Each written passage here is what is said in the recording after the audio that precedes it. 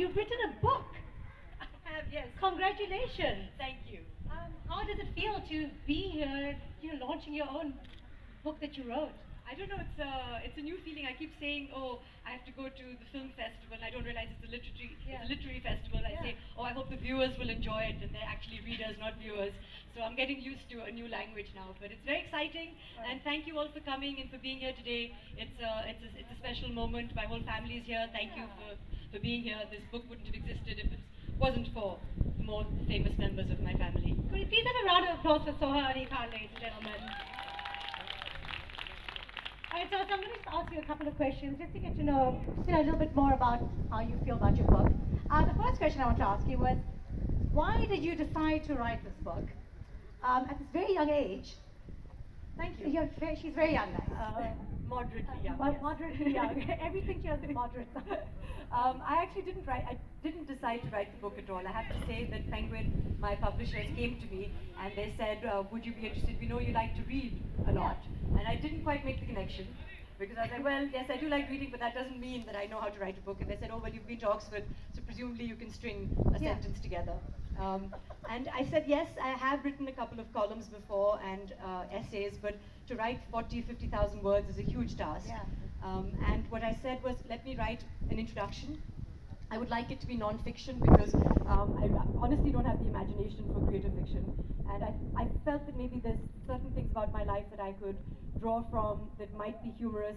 You know, it's interesting to be me, to belong to this family, to be an actor, to be at this stage of my life, to have had the experiences that I've had, be it education or travel or love or all of that. And maybe I can put something together. So I did, and I shared it with some members of my family and some friends. And if you know, my family and those friends are not the kind of people who go, wah wah, beta. You know, there's lots of critical, usually constructive feedback. And it was more or less encouraging, and that's why I decided to go ahead and write the rest of the 39,000 words. Yes. 39,000 words. That's great. So I read the book. I did. Over the last few days, I've been reading this book, and I love it. It's an easy read. It's full of interesting anecdotes. I particularly love the beginning bits about your lineage and the stories about your great-great-grandparents and your great-grandparents. And it was just really relatable for me, at least. You know, as a woman, a single woman living in the city, it was just, not that you're single, but I'm just saying, like, there were moments in the book where you were single, and I was like, oh, I can relate to that. So I found it very relatable. And I actually found the title very funny, which is why I actually, when Penguin came up to me and said, would you like to host this? They told me the title, and I was like, definitely, this looks like a really funny book. And I love that it's slightly self-deprecating.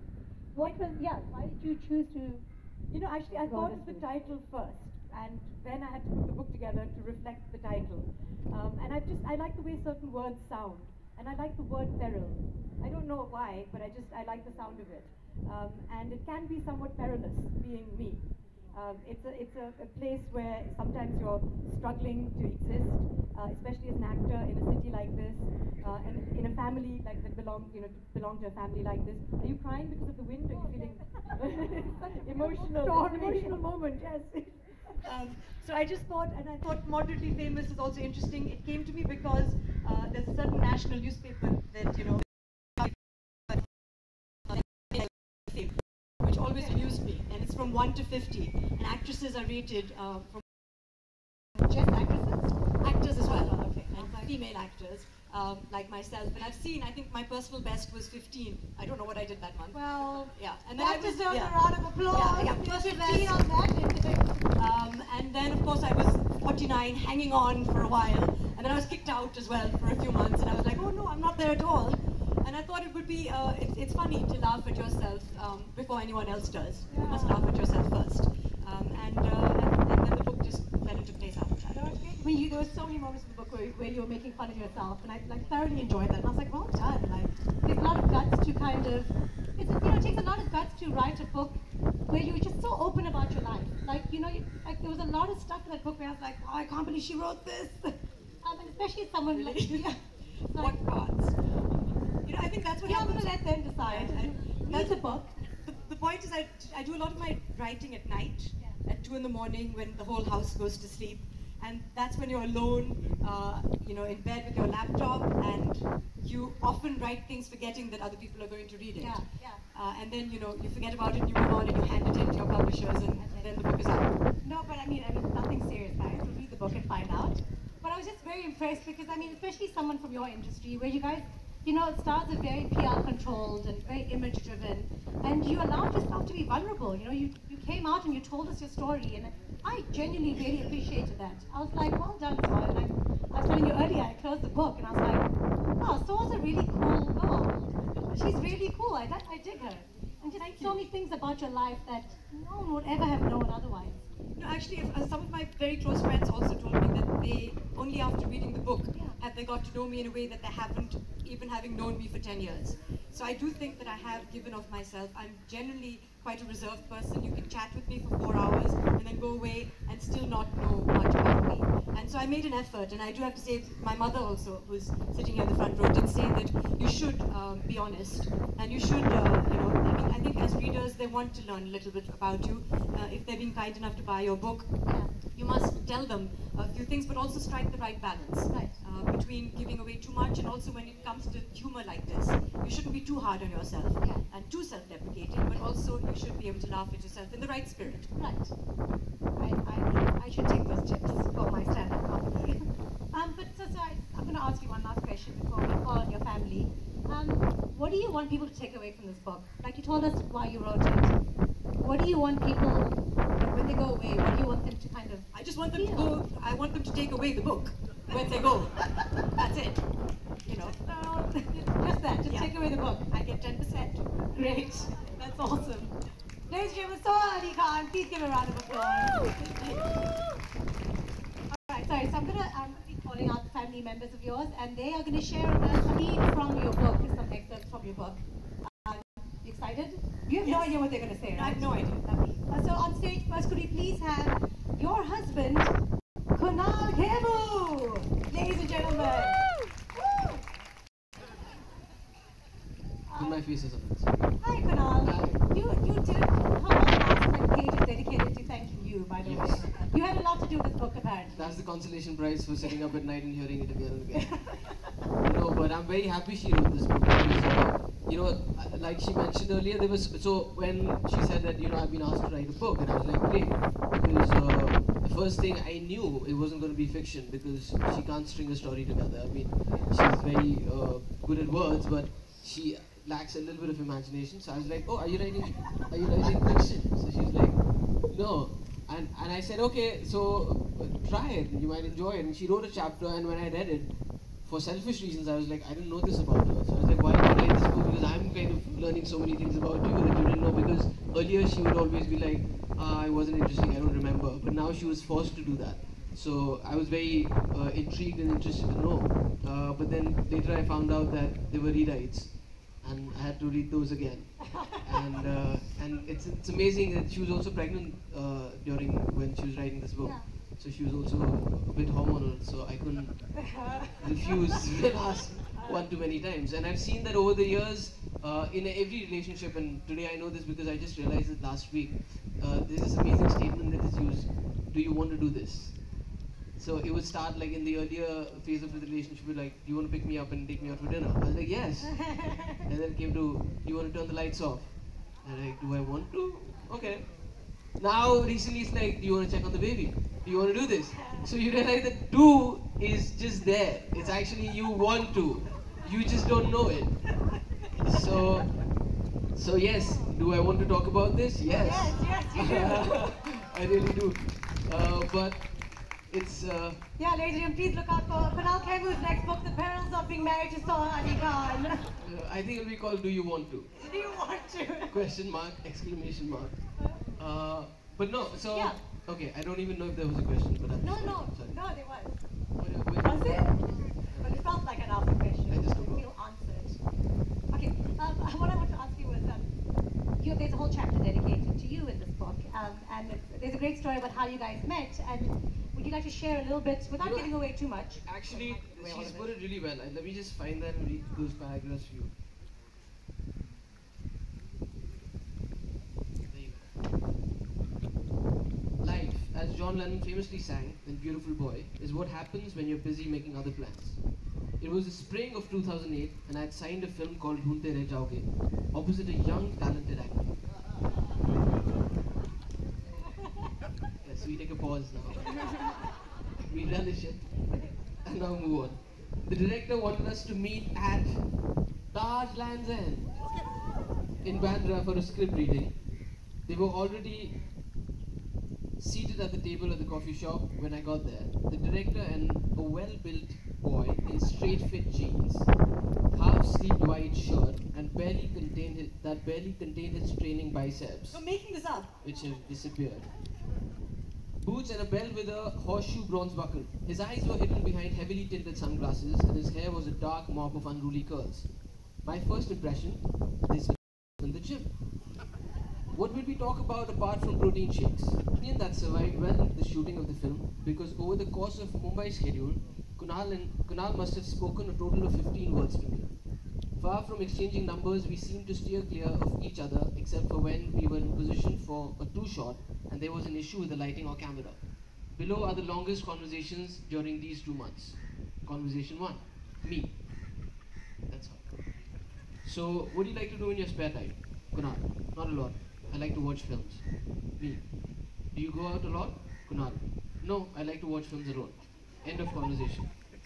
Second conversation took place when she was writing something on a laptop. Kunal, what are you writing? Me. An article for my college, the Oxford magazine. End of conversation. So that was the first 2 months. And now we're here. Yeah. There's more, but you'll have to buy the book for that. Were you shy or? I was just nervous. Aww. I was nervous because she was very beautiful. She still is. And I remember this conversation. She is still. But I'm saying that time I was kind of hit with that. That the sunglasses hit it really well, and the curly hair helped. But I was like, I don't know what to say to her. And then when she said she was writing for the Oxford Journal, I was like, the only Oxford thing I've read is a dictionary. I don't even know, and I'm not very good at that either. So, and there were so many times that, so I fight in Hindi, she fights in English. And there are times that words are being said to me that I have no idea what they mean. So I'm like, I'm really offended, not just because you were wrong, because I don't even know what you're saying to me. So I have to remember this now, go Google, what does this mean? Oh shit, I can't believe you said this to me. So it's really improved my vocabulary actually. Thank you so much, Kunal, for being here. Kunal, get ladies and gentlemen. Alright, so next up we're going to have your siblings come on stage, who are going to share some stuff with us. So could you please have up on stage Saif Ali Khan, Kareena Kapoor, and Sabah Khan, please.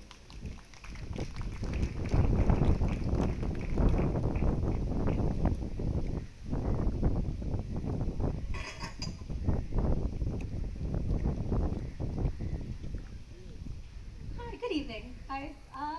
Tell me, when Kareena came, Soha, came and told you guys she was writing a book, what did you guys think? Did she come tell you guys she was writing a book, or did you just find out today? I think I'll let my other sister, who I'd like to introduce you to, is Sabah. Yeah, Sabah, how Why did don't you you? answer that? I would describe her, she's brilliant. And I think Kunal said, we all tend to, Google a lot of words when we are Yeah. talking. But she is, mashallah, very, she writes really well, she speaks really well. So I don't think I'd have been surprised when she's writing a book. I'm very proud that she did. That's great. Okay, what about you? When she came up to you, were you surprised or were you like, yes, that's... Well, actually, I had the pleasure of reading some very proofs, and I thought the books were really, really funny, and really well written, and well balanced, and with a funny start, and a great sense of humor. So I'm very excited to read this. I think it was a really good read. I do sound really proud. Do you have any anecdotes you want to share, or any About words? Soha? Yeah, something that you might not find in the book. Well, I mean, first of all, I'd like to congratulate her. I think this is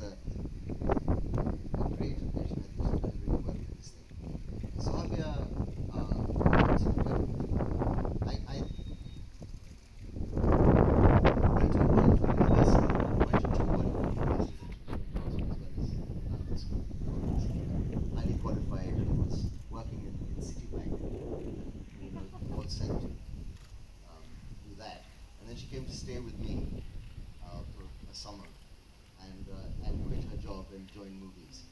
And I'm not sure how my parents felt about that. She of course has her mother's blood and genes as well.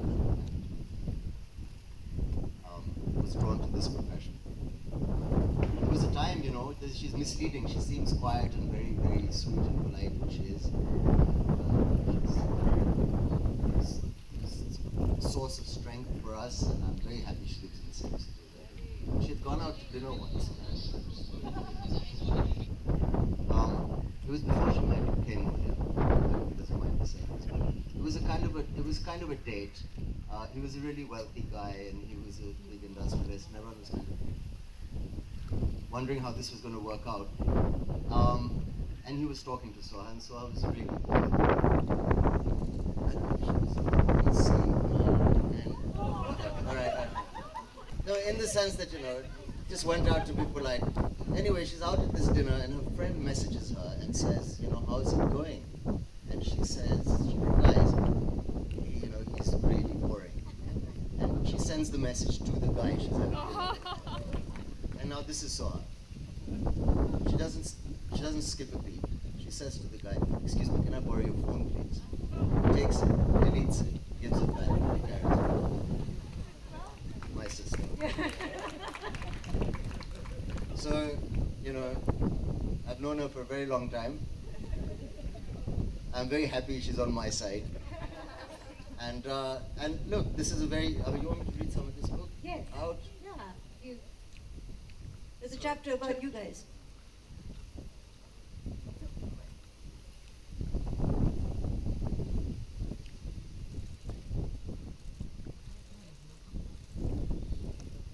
Yeah.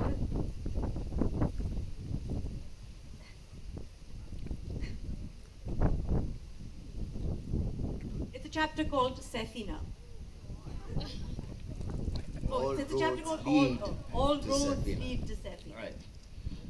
I was still lying in bed, scrolling through my Twitter feed, sipping coffee, more asleep than awake, when I saw the headline. Soha reveals major secret about Kareena Kapoor's pregnancy. What? When? Where? Who? I couldn't answer any of the 4 basic questions journalists are taught to ask, but I was already panicking. The coffee had turned to mud in my mouth, and I was finding it difficult to breathe. I'm usually so careful. I never say anything about Amma, Bhai, and Kareena, and especially nothing about the baby. Had I inadvertently let something slip? I sat up and scanned the rest of the article, and the more I read, the more I relaxed. The major secret was that Bhai and Kareena, or Safina, as they are together referred to, were not planning to have their child in London, as far as I knew. I remembered the interview. I remember answering the obligatory question about how I was feeling about becoming a Bua again, dismissing the one about what preparations we were making, expressing vitriol about the one whether I wanted a girl or a boy or them. Will they have the baby in London? The question had come out of the blue, and I was bemused. Why would they want to have the baby in London? There was some furious scribbling and a furtive exchange of glances, and I hastily added, I have no idea what they're planning, and as far as I know, they aren't planning to have the baby in London. I ended with my most convincing, but what would I know, shrug. So the fact that the baby would not be born in London, or Bolivia, or Zimbabwe, or Mars for that matter, was major news. Any tiny detail or non-detail is major news. And some journalists will come up with the most ingenious ways to uncover these tidbits, as illustrated below by the line of questioning I am often subjected to. Whilst premiering the first episode of the Great Indian Home Makeover, a televised show on interior redecorating that I host. Question. Tell us about the show. Answer. It's a home makeover show. Homeowner and make over one room in the space of 48 hours. Question. Speaking of redecorating, how are you doing the baby's room in Safina's house? Whilst at a press conference for Balmain watches. Question. Tell us what you like about Balmain watches. Answer. They are stylish, elegant, and feminine. A woman's watch is more than a timepiece. It's a piece of jewelry, a style accessory. Question. Speaking of time, it's a happy time in the family with the baby coming. When is it due? Whilst at a store inauguration for a jewelry brand. Question. What is your favorite piece of jewelry? Answer. My engagement ring, for obvious reasons. Question. Speaking of rings, you will be ringing in the new year with a new family member. How will all of you spend New Year's Eve? Whilst promoting the film 31st October. Question. Tell us about the film and your role in it. Answer. It's a real life story about a 1984 anti-Sikh riots, and I play a Sardarni. I have 3 children in the film. Question. Speaking of children. Okay, this one I can forgive. Whilst at a feminine diva style contest. Question. What does style mean to you? Answer. Wearing your personality on your sleeve, being comfortable, confident, and carrying yourself in a way that makes you stand out. Question. Speaking of standing out, isn't Kala setting new fashion trends with her baby bump? During a lifestyle interview. Question. Where do you see yourself 5 years from now? Answer. I don't plan that much ahead. I try not to live in the past or plan for the future. I live in the present. Question. Speaking of presents, what are you going to give the baby? Have you decided? During a press conference to announce Kunal and my production company, Renegade Films. Question. Why did you choose the name? Why did you choose your name? Choose to name your company Renegade Films? Answer. Well, Renegade means rebel. We like that it stands for going against the grain, doing things differently. Question. Speaking of names, is it true they're naming their baby Sefina? You get the drift. I calculated that the damage done in this instance was minimal, so I tossed my phone aside, took another sip of my coffee, and turned to the less alarming headlines in the national press. Such a great chapter. Thank you so much, Dave. Karina, would you like to say a few words or anything you want to add to that chapter? Well, I think I'm rarely intimidated by anyone, as I'm sure most of the media knows. But if there's one person in the family that I'm completely in awe of, I think it's Soha. Always, I mean, obviously just a little nervous taking a cue from Kunal. Obviously being that when I'm at dinner with Seth and Soha, I'm like, oh my god, I'm never going to understand this conversation. If Kunal can't, there's no way that I can. So Soha's always been so polite. She's always been like, oh yeah, hi, what's up? So yeah, okay, did you buy anything? So what's the gossip? So I'm like, oh god, I feel so small and lame. Is this what it's really going to be? And then I was like, but it's okay. But I think we found our way, and if there's anyone in the family that I think any of us turn to when Amma's all worked up and fired up, then there's just one person that can control the situation, and that's Soha. So, I mean, I truly, truly believe that she is the torchbearer of this family. And this title it doesn't do justice because this is the grounding in which all of us stand on. And I've truly seen that the way she has compassionately and with just as a breaking heart when her father was passing away. I've never seen any daughter. I'm a daughter. But I don't know if I could have done the way she looked after him. And that, in my eyes, to me, is a solid woman. So here's to you, Soha. And I'm sure Abba's listening to all of this. Yes, so fantastic. Let's hear it for none other than the brightest in the family, Soha Ali Khan. Thank you so much.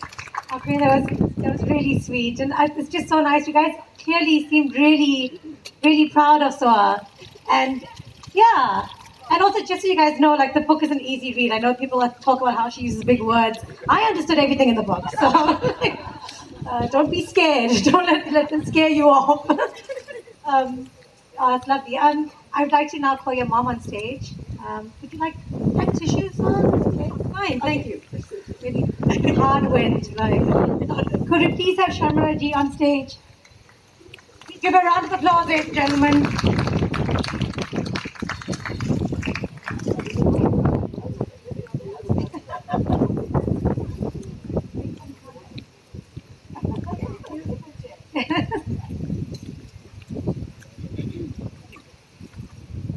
Good evening, ma'am. How are you? Hi, very well. Are you very enjoying? well? Absolutely. Everybody was so entertaining. Yeah. It's been wonderful to hear all of them. Yes. Such heartfelt messages for your daughter. And I know it's like being at the premiere of Iti Srikanto, right? That was your first film, yes? And today is also a kind of debut. Well, I think we're laughing more now. Yes, that's true. That's true. But I mean, I know, like she says, you're one of the biggest critics. But are you proud? I know they're making me sound like a bit of an ogre, right? No, it seemed like a good mom. Yeah, no, that's what I was supposed to say, right? Yeah. No, No, but are you proud that she's written this book? Like, Yes. genuinely, are you? Yes, absolutely. Yeah. Because it's really not easy to write a book. I mean, you can talk well, you can write paras, you can write columns, but to have the discipline to actually write that many chapters and make it into a book, Yeah. I think it's great and well done, Soha. Really, you. very, very proud of you. Thank you. Thank you so much. That's so lovely. You want to read something out of the book? You have Yes. that you'd like to share with us? Yeah, lovely. Um, You want me to share something? yes, please. If you have an anecdote that you'd love to share about Not your as daughter. funny ones as all these guys been telling No, you, but I remember certain things which are really. I think I've heard the most sad and poignant sentence from her, which aged I think 6, which have stayed with me all these years. I remember when we went to Delhi from Mumbai, we made a shift. All of us left to stay with my mother-in-law who was not keeping so well. And so that meant change of school, change of everything. And one night I was reading a bedtime story to Soha, and suddenly I found her crying, really sobbing her heart out. So I said, Soha, what's happened? What's happened to you? Why are you crying? And she said, Amma, I cannot remember my friends' faces. And I mean, just imagine, I think that's the terrible thing if you cannot remember. Of course, I could have produced pictures and photographs, but at that moment, I really felt that, how awful it must be for a little girl. And then another occasion, we were walking around Patodi. We have a biggish house and we have a smallish house. Anyway, we were taking a stroll.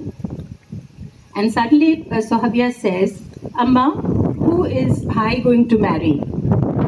And again, she was about 6 years old or something. So I said, I have no idea who Bhai is going to marry. So she says, well, Bhai is a prince. So whoever he marries will be a princess, right? So I said, yes, if you say so, true. So then who am I going to marry? Where will I find a prince? And then she adds, she says, well, after much thinking, princes are very difficult to find, like domestic staff. So to distract her, so I looked at this, like I said, we had a biggish house and a smallish house and a kind of a khandar, like a ruin. So we were passing that. So I said, so that's going to be your house. When you get married, we'll give it to you. We'll do it up, of course. So she was kind of alarmed. She said, but Amma, that's terribly dangerous for children. And she was 6. And then she said, but who's going to look after my children? Can I take Suraya B from Bhopal? So this was really forward planning. But Soha, it's happened to you now, and you still don't have a maid. But Suraya B is couple of years older. So I don't think you can have Suraya B. She was kind of always into forward planning, even then. Wow, that was a really smart question. It was really sad. I can't remember my friend's face. I know. I mean, just think about it. Think about it. So it's really stayed with me.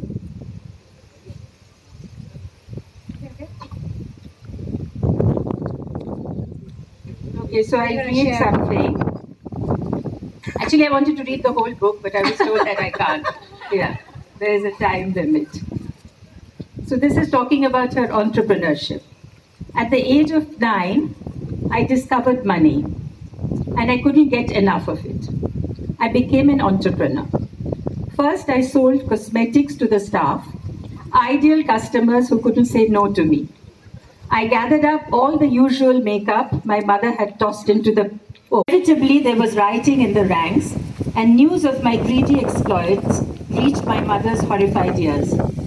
My flourishing business was forced into immediate closure, and I got my first lesson in economic protectionism versus a free market. So I branched out.